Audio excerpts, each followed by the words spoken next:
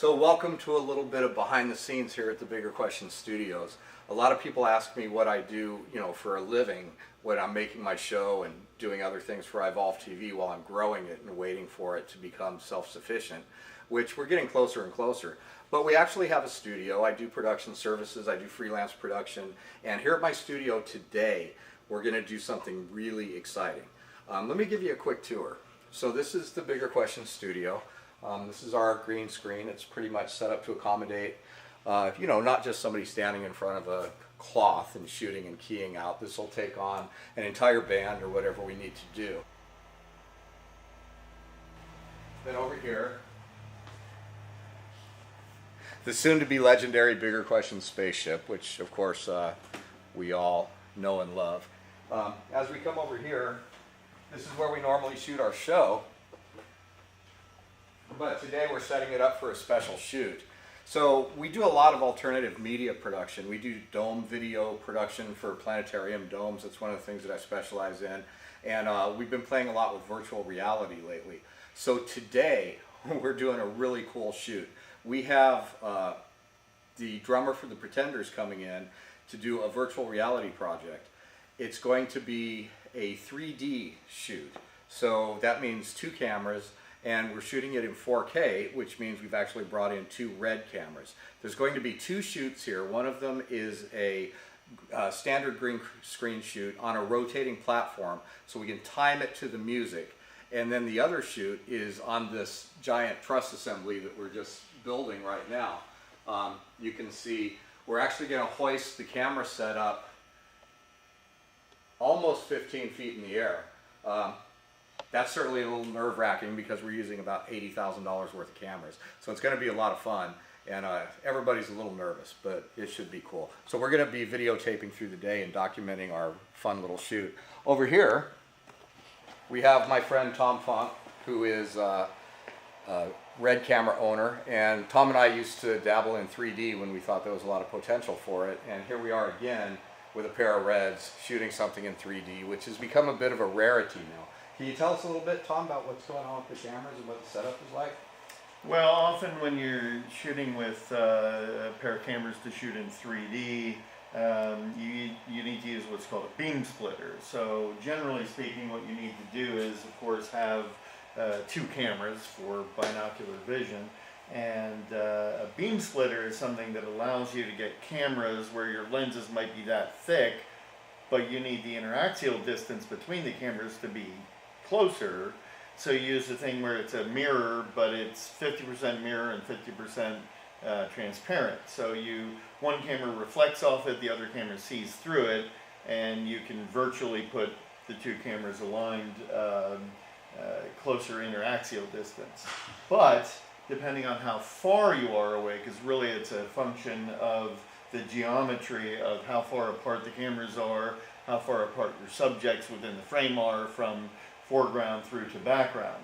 And if you're far enough away, you can actually put the cameras just side by side, which is frankly a lot easier. So that's what we have here, bottom line. So it was a little bit of a challenge finding the matching lenses. They had to get them from 2 different rental houses, and got the Red Epic from a guy who turned out to be just a really great guy, Pierce Cook, and so we ended up putting together a setup. It was pretty complicated, but it's going to give us beautiful results. So this is a rotating platform that we rented and painted green, and now we're going to set it into the green screen area.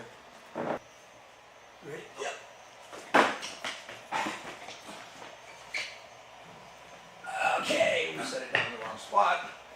But I just wanted to set it down and then... Yeah, I'm dizzy.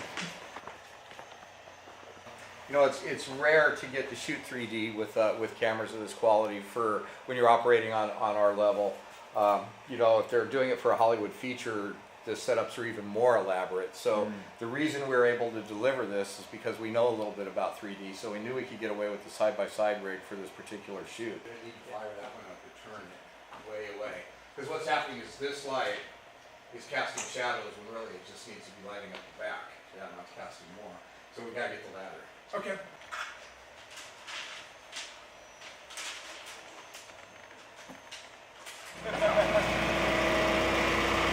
just to make sure we get that camera up on the truss, we rented a lift at the last minute. We were going to try and do it with a ladder, but it wasn't that expensive and it was worth it. So, hey Mike, you want to learn how to drive this thing? I sure do.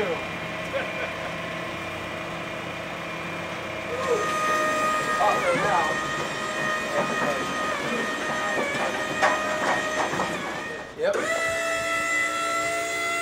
Bye-bye, people in TV land. You know, the downside to these things is you bump your head on the ceiling.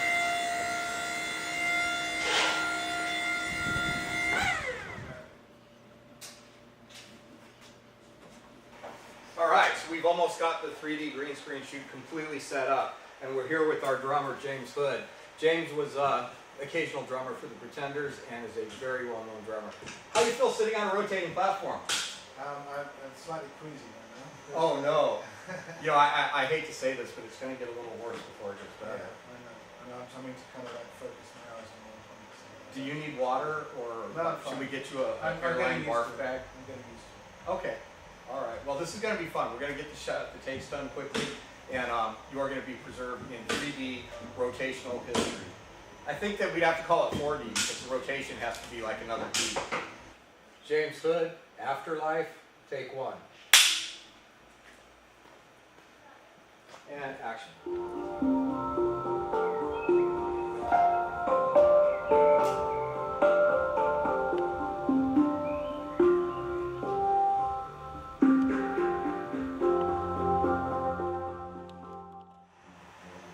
And rolling.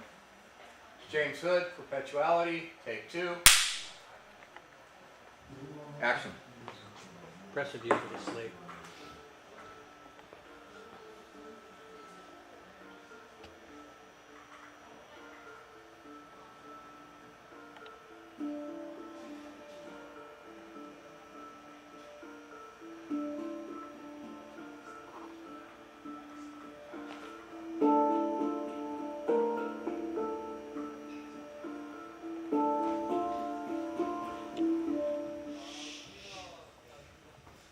Okay, James Hood, Tapestry, take 1. And action.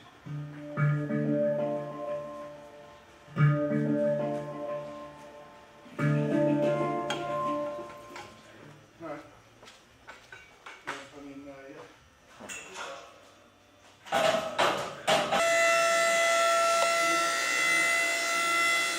So the next section of shots requires a down shot where we're actually looking vertically down on him as he plays drums. And in order to keep the integrity of the 3D, the camera's got to be a certain distance away. So that's why we got this lift, and we built this truss, and now we're going up to attach the camera to the truss with some straps across our fingers. How high are we going up? We're going up about 14 feet with the camera.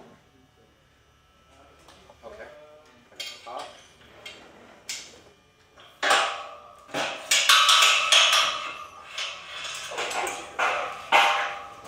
God, Tom's going to kill me. I'm not happy with the convergence. The problem is it's really tight.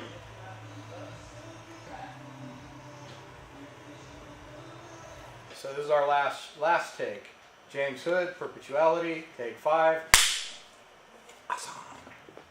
Cue music.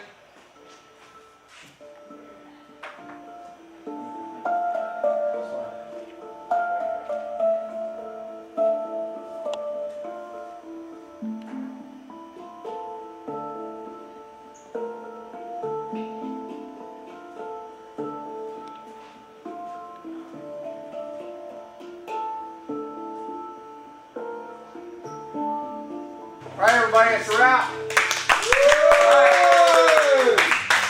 Awesome. So, James, how does it feel to be vertically captured in 3D? I was glad it didn't fall on my head. Is it like great. I know, yeah, we were worried about that. Well, Details. it looks We pretty usually secure, take so- reasonable efforts to ensure the safety of the artist. No, it was good. It's been great. It's been really awesome. It's going to look great. Michael, come on.